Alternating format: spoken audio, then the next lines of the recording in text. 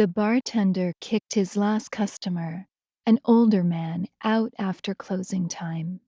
The man took his time, walking down the empty street.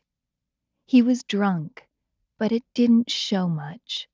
The man chose to walk on the street close to the sidewalk. He didn't know exactly why he did so.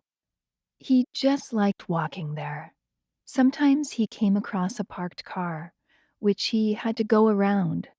With lazy, curious, and searching fingers, the man was feeling along the cars as if he wanted to add another sense to his perception of the world around him. After he walked a few blocks down the busy street the bar was on, he swerved into a side street. The small commercial buildings from the busy street behind were replaced by family houses and small yards, with a few higher buildings scattered in between. The man walked a few more blocks, choosing his way rather haphazardly at the intersections of the small streets crisscrossing that part of town. Finally, the man stopped in front of an old 3-story house where he lived on the top floor. His niece's bedroom light was on. The older man wondered if she was waiting for him to come back home. He doubted. She was most likely with her lover. Who would wait for him, anyway, and so late at night? The man stopped under a street lamp. A light breeze blew down the street. The warm, humid air let go for a moment, then enveloped him again. Clouds covered the sky. Nights like this, either the wind would get stronger and the sky clear, or wind would stop altogether and then rain would come. It was just so in that town. A black cat appeared from a yard, a few houses up the street, and with short, quick steps paced down the sidewalk. She stopped startled when she saw the man. He saw her too and smiled and reached out a hand to invite her to come closer. The cat hesitated, then walked into a shrub growing in the yard next to the man. The man followed her with his eyes with regret. He then slowly walked away from under the lamppost to the other side of the street. The man entered the living room, slowly feeling his way in the darkness. He didn't want to turn the lamp on. He didn't feel like explaining why and where he had been. He just wanted to go to sleep.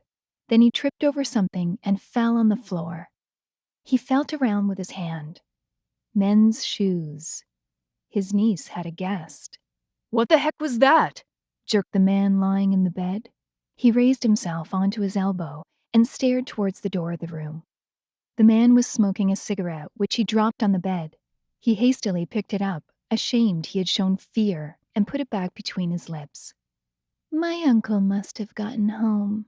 Probably knocked over a chair," the woman lying next to him said.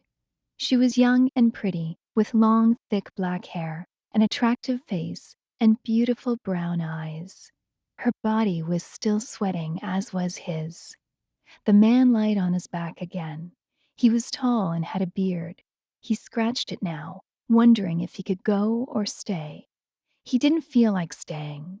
He didn't feel like getting close to her emotionally. Anyway, the next day would be a busy one for him. He needed to get a good night's sleep. "The old fool," the man responded. "He must have gotten drunk again." "Maybe he did," the niece said softly.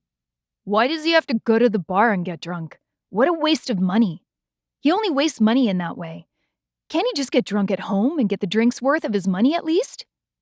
"Maybe he likes the company. It's not the same getting drunk at home. I think he goes to the bar to be around people, not as much to get drunk." "Even so, he's just wasting his money. Doesn't he have any friends?" the man asked. He definitely would rather go to his home, but he didn't know how to tell the woman next to him that he wanted to leave now without her getting upset. "I don't think so. Just me. He's very lonely. I just moved here, got a job, and I thought it would be good for him for me to be around him." The man thought about what she said. He finished the cigarette and extinguished it in the ashtray on his chest, which he then put on the nightstand. "A man should be able to say that he wants to sleep alone and go without getting anyone upset, right?" the man thought, but instead he continued the conversation. He's better off finding a friend his age. Lots of old folk at that senior center. Why doesn't he go there and meet someone? He's almost deaf. He says it's hard to communicate with people, more so to make friends. The man thought about the older man going to bed at the other room across the living room and his loneliness. That made him sad, and when he realized he'd gotten sad on account of a stranger, he felt even deeper resentment for the uncle. What does he have to live for at this age? Alone and deaf? Can't make friends? If I was him, I would hang myself. The woman glanced at him and laughed in a strange way. He looked at her, surprised. He tried, hanging himself on a rope tied to the hanger in the hallway. I came home just in time. I had to cut the rope with a knife. The woman fell silent. The man didn't reply. He felt her laughing when she mentioned her uncle's attempt to kill himself. Weird. The older man was lying in his clothes, on his back, in bed in his room. He thought that the building was old and probably creaking, and the crickets were probably singing outside. He could only speculate, though.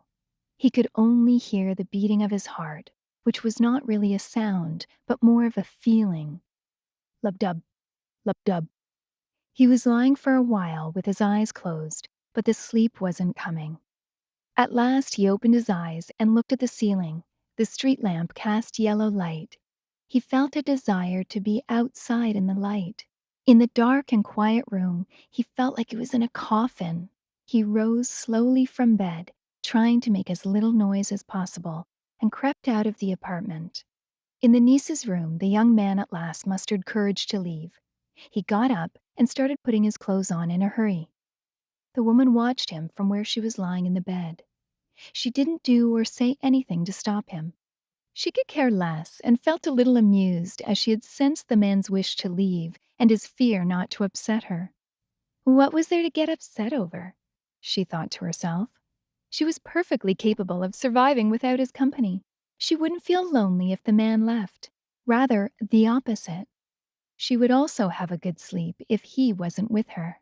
After he finished putting his clothes on, the man went to the bed and kissed the woman's mouth. Then he left the room, closing the door quietly, not to wake the uncle. The man found his shoes, put them on, and descended the stairs. Once outside, he was startled by the person standing under the streetlight. "For God's sakes!" exclaimed the young man. The uncle saw the man coming out of the house. The old man couldn't read the lover's lips in the darkness. He took what's been said for a greeting and politely nodded in response. The young man nodded back and got hastily into his car. He drove away. The older man looked long after the car until the red of its rear light disappeared into the night. Then he sat on the sidewalk with his back against the lamppost and stared in front of himself. The young woman in the room upstairs turned off the light and looked through the open window, hidden in the darkness. She saw her uncle sitting on the sidewalk under the streetlight. She thought he must be feeling lonely. She wished she could help him somehow, but what could she do? It was so hard to talk with him, especially when it was dark. Nobody could help him. He had to help himself, she thought, then went back to her bed. The same black cat from before came out from behind a shrub, trying to cross to the other side of the street. The cat saw the man, stopped, and went to the center of the street. The man smiled and stretched out his hand to invite the cat to come closer. She hesitantly approached, and the man patted. For a moment he felt happy, not lonely.